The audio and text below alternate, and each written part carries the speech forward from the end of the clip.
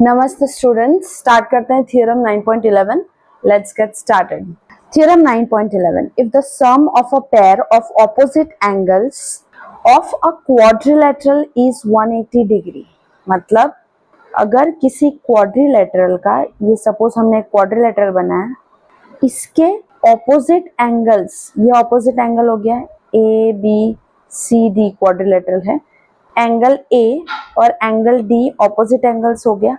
अगर इन दोनों का सम कर दिया जाए तो ये 180 डिग्री है. If the sum of a pair of opposite angles of a quadrilateral is 180 degree, तो हमें ये प्रूव करना है कि जो क्वाड्रिलेटरल है वो एक साइक्लिक क्वाड्रिलेटरल है. मतलब ये जो क्वाड्रिलेटरल है वो एक साइक्लिक क्वाड्रिलेटरल है. मतलब उसके जो चारों वर्टाइसेस है ए बी सी डी, वो सर्कल के सर्कमफेरेंस के ऊपर लाई करता है. ये हमें प्रूव करना है. तो गिवन क्या है कि क्वाड्रिलेटरल है ए बी सी डी और उसके जो ऑपोजिट एंगल्स है वो 180 डिग्री के हैं. और हमें प्रूव क्या करना है कि जो क्वाड्रिलेटरल है वो साइक्लिक है. तो चलो धीरे धीरे स्टार्ट करते हैं. जितना समझ आए वो पहले लिख लेते हैं गिवन. तो सबसे पहले हम एक अच्छा डायग्राम बना लेते हैं, बड़ा सा. अब देखो मैंने यहाँ पे जो डायग्राम बनाया था, तो ये तो ऑलरेडी एक साइक्लिक क्वाड्रिलेटरल है. ये जो डायग्राम है ये ऑलरेडी एक साइक्लिक क्वाड्रिलेटरल ही है. तो अगर ये ऑलरेडी साइक्लिक क्वाड्रिलेटरल है तो प्रूव क्या करेंगे? ये तो ऑलरेडी तुमने बना ही दिया ना, हमने बना ही दिया ना साइक्लिक क्वाड्रिलेटरल. तो हमें साइक्लिक क्वाड्रिलेटरल बनाना नहीं है, हमें क्वाड्रिलेटरल का एक वर्टाइस सर्कल से बाहर निकालना पड़ेगा. अगर साइक्लिक क्वाड्रिलेटरल बना दिया तो प्रूव क्या करेंगे? क्या ये बाकी रह गया? आपने तो बना ही दिया साइक्लिक क्वाड्रिलेटरल, तो क्या प्रूव कर रहे हो? बट हमें प्रूव करना है, राइट? तो हमें इस तरीके का डायग्राम बनाना है. एक पॉइंट सर्कल से बाहर बना देना है, ठीक है? इस तरीके से नाम दे देते हैं ए बी सी और ये डी. और ये जो पॉइंट है इसको कंस्ट्रक्शन में हम लिखेंगे बाद में, इसको डी डैश समझ लेते हैं, ठीक है? जो सर्कल है उसका नाम क्यू रख दिया हमने. और अब लिखते हैं given Q is a circle with centre, तो हमने लिखा नहीं, लिख लेते हैं विथ सेंटर, यहाँ पे ओ लिख देते हैं. अब A B C D is a cyclic quadrilateral, right है क्या? राइट क्या? राइट. क्यों साइक्लिक क्वाड्रिलेटरल है क्या एबीसीडी? अगर हमने गिवन में लिखा है ABCD is a cyclic quadrilateral, समझो तो क्या प्रूफ करोगे? ये चीजों का ध्यान देना है. हमें गिवन में नहीं लिखना है कि एबीसीडी एक साइक्लिक क्वाड्रिलेटरल है. गिवन क्या है? If the sum of a pair of opposite angles of a quadrilateral. तो हमें ये लिखना है गिवन में कि ए बी सी डी एक क्वाड्रिलेटरल है, राइट? ऐसे कंफ्यूज करूंगी मैं आप लोगों को. तो A B C D is a quadrilateral, ठीक है? प्रूफ करना है कि जो क्वाड्रिलेटरल है वो साइक्लिक है, ठीक है? अभी ये एंगल्स को 1, ये एंगल को 2, इसे 3 4, इसे 5 दे देते हैं और इस एंगल को 6 दे देते हैं, ठीक है? अब एंगल 1 और एंगल 2 जो है वो 180 डिग्री का होगा. ये वाले क्वाड्रिलेटरल की बात कर रहे हैं, ठीक है? ए बी सी डी, अगर ये क्वाड्रिलेटरल साइक्लिक है तो ये क्वाड्रिलेटरल के ऑपोजिट एंगल्स भी 180 डिग्री के हैं.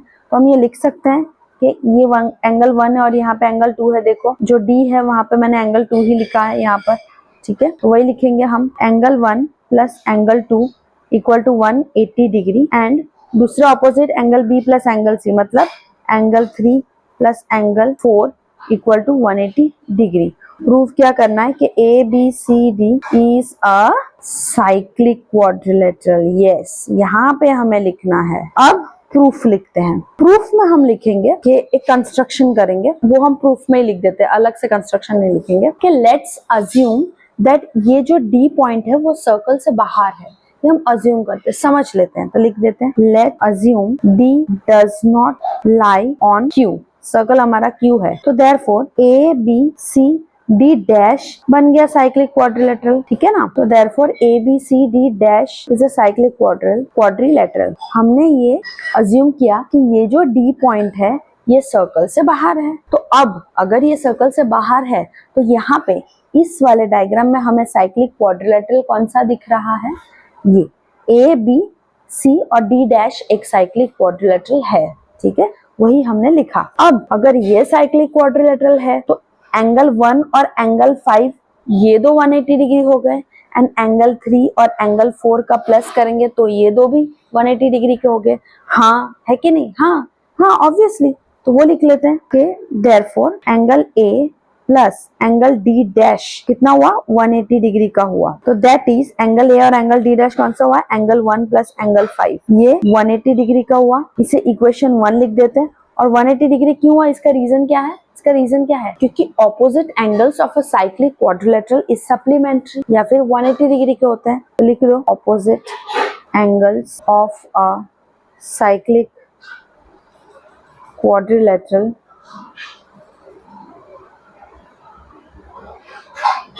आर सप्लीमेंट्री, ठीक है। बट क्वेश्चन में क्या दिया है? एंगल 1 प्लस एंगल 2 जो गिवन है, गिवन में दिया है कि angle 1 plus angle 2 equal to 180 degree, बराबर। तो वो लिख देते हैं कि बट एंगल 1 कौन सा है? एंगल ए, और एंगल 2 कौन सा था? Angle D, equal to 180 degree. ये गिवन है, ये गिवन है। दैट इज करके भी लिख देते हैं एंगल 1 प्लस एंगल डी कौन सा था? एंगल 2 इक्वल टू 180 डिग्री, और इसे हम इक्वेशन 2 लिख लेते हैं, ठीक है। ओके, अभी तक क्या किया? अभी तक हमने अज्यूम किया कि जो डी पॉइंट है, डायग्राम में देखो, जो डी पॉइंट है वो सर्कल से बाहर है। हमें प्रूव करना है ना कि सर्कल के सर्कमफ्रेंस के ऊपर होना चाहिए, तो एक पॉइंट तो हमें सर्कल से बाहर निकालना पड़ेगा। तो हमने ये अज्यूम कर लिया। उसके बाद हमने A B C D dash को साइक्लिक क्वाड्रिलेटरल माना। तो अगर A B C D dash को साइक्लिक क्वाड्रिलेटरल मान लिया ना, तो उसके ऑपोजिट एंगल्स भी मान लेते हैं कि angle 1 plus angle 5 equal to 180 degree, ठीक है। इसे इक्वेशन 1 लिख दिया, रीजन लिख दिया। अब ये तो लिख दिया, बट गिवन में क्या है? हमने गिवन में क्या माना था कि angle 1 plus angle 2 equal to 180 degree, और इसे हमने इक्वेशन 2 लिख दिया। अब आगे क्या करेंगे? फ्रॉम ये इक्वेशन 1 एंड 2 मैं फिर से लिखूंगी नेक्स्ट पेज पे, ये प्रीवियस पेज पे था इतना, है ना। तो अब हम नेक्स्ट पेज पे लिखते हैं फ्रॉम 1 एंड 2 हमें क्या मिल रहा है कि इक्वेशन 1 भी 180 डिग्री का है और इक्वेशन 2 भी इज इक्वल टू 180 डिग्री। तो दोनों राइट हैंड साइड पे 180 डिग्री है, सेम है। तो दोनों लेफ्ट हैंड साइड भी एक दूसरे के इक्वल होगा। अगर दोनों के राइट हैंड साइड एक दूसरे के इक्वल है तो दोनों के लेफ्ट हैंड साइड भी एक दूसरे के इक्वल ही होगा, 100%। ऐसा ही तो होता है। तो हम ऐसा लिख सकते हैं angle 1 plus angle 5 equal to angle 1 plus angle 2, ठीक है। ये इक्वेशन 1 एंड 2 से हमें ये मिला।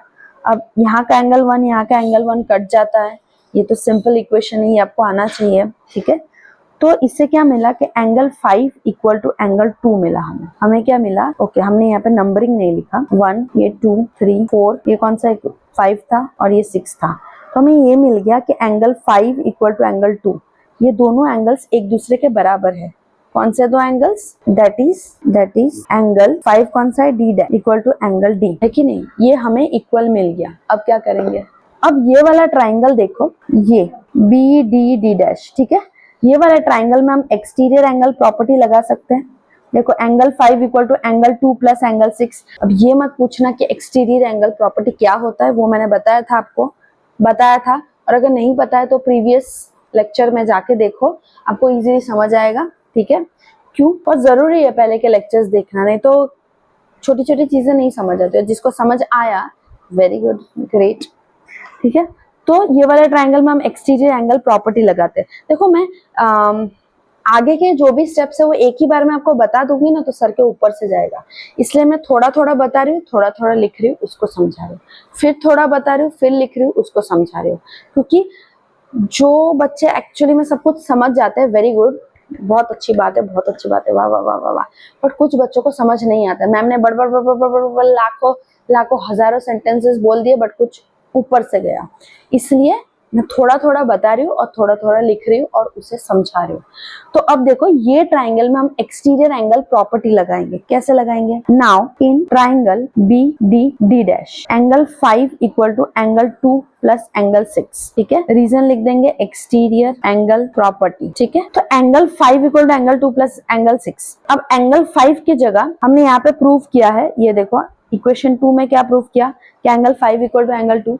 तो एंगल 5 की जगह हम एंगल 2 लिख सकते हैं, या फिर एंगल 2 की जगह एंगल 5 लिख सकते हो, तुम्हारी मर्जी है, कुछ भी करो। तो एंगल 5 की जगह मैं एंगल 2 लिख रही हूँ, equal to angle 2 plus angle 6। तो एंगल 2, ये वाला एंगल 2 को इस बाजू ले आई, तो इसका साइन पहले प्लस था, तो इक्वल टू के लेफ्ट हैंड साइड में आया तो साइन चेंज होके माइनस हो गया, that is equal to angle 6। तो एंगल 2 माइनस एंगल 2 कितना होता है, नहीं पता होगा ना। 1 माइनस 1 कितना होता है, नहीं पता होगा ना। तो angle 2 minus angle 2 equal to 0, that is equal to angle 6। तो देयरफॉर एंगल 6 कौन सा है, एंगल 6 है D B D dash equal to 0। तो इससे क्या पता चला कि एंगल 6 है ही नहीं, नो एंगल, कुछ भी नहीं था, हमारा अजम्पशन सही नहीं था। तो हम ये लिखेंगे, therefore D dash and D जो है, ये दो जो पॉइंट्स है वो एक्चुअली में कुछ इस तरीके का है, वो एक ही पॉइंट है, वो एक ही पॉइंट के ऊपर लाई करते हैं, दो पॉइंट्स नहीं है, वो एक ही पॉइंट के ऊपर लाई करते हैं। तो उस सेंटेंस को हम किस तरीके से लिखते हैं, D dash and D coincide। तो thus our assumption was wrong, therefore point assumption तो हमारा गलत था, है कि नहीं, assumption हमारा गलत था। हमें ये पता चल गया कि डी डैश और डी जो है वो एक ही पॉइंट है, तो हमारा assumption भी गलत था। और हम ये भी लिख सकते हैं कि जो पॉइंट डी है वो सर्कल से बाहर नहीं है, वो सर्कल के अंदर है, ठीक है। तो point D lies on circle Q, ठीक है, समझ आया। तो पहले पार्ट तो मैंने समझा था, इक्वेशन 1 एंड 2 से अभी समझा रहे हो कि फ्रॉम इक्वेशन 1 एंड 2 हमें ये मिला। इक्वेशन 1 क्या था, angle 1 plus angle 5 equal to 180 degree. Equation 2 क्या था, angle 1 plus angle 2 equal to 180 degree. तो दोनों इक्वेशंस के अगर राइट हैंड साइड इक्वल है तो दोनों के लेफ्ट हैंड साइड भी इक्वल ही होंगे, ठीक है। तो वही हमने लिखा कि लेफ्ट हैंड साइड क्या है, angle 1 plus angle 5 equal to angle 1 plus angle 2, वही हमने लिखा यहाँ पर। ये वाले स्टेप को देखो, फिर ये एंगल 1 दोनों तरफ से कट गया, तो बचा क्या, एंगल 5 इक्वल टू एंगल 2, उसे हमने इक्वेशन 3 रख लिया। तो एंगल 5 और एंगल 6 इक्वल है, मतलब डी डैश और डी एंगल इक्वल है। अभी तक हमने क्या प्रूफ किया कि ये दो एंगल्स इक्वल है। अब आगे हमने ये ट्राइंगल में बी डी डी डैश में एक्सटीरियर एंगल प्रॉपर्टी लगाया, और फिर एंगल 5 जो है वो एंगल 2 के बराबर है, तो एंगल 5 के जगह हमने एंगल 2 लगा दिया, that is equal to angle 2 plus angle 6। Angle 2 इस बाजू ले लिया तो माइनस साइन आ गया, angle 2 minus angle 2 that is equal to 6। Angle 2 minus angle 2 0 आ गया, तो एंगल 6 जो है वो 0 है। 0 मतलब क्या, कुछ भी नहीं है। तो एंगल 6 अगर कुछ भी नहीं है तो ये वाला ट्राइंगल बना कैसे, है ही नहीं ना। तो डी डैश और डी दोनों कोइंसाइड करते हैं, एक ही पॉइंट है, हमारा अजम्पशन गलत है, और डी पॉइंट जो हमने बाहर बनाया था वो सर्कल के ऊपर है। तो इस तरीके से प्रूव करना है। अच्छा लगे वीडियो तो please like share and subscribe कर दो, ठीक है। और मिलते हैं नेक्स्ट वीडियो में, बाय।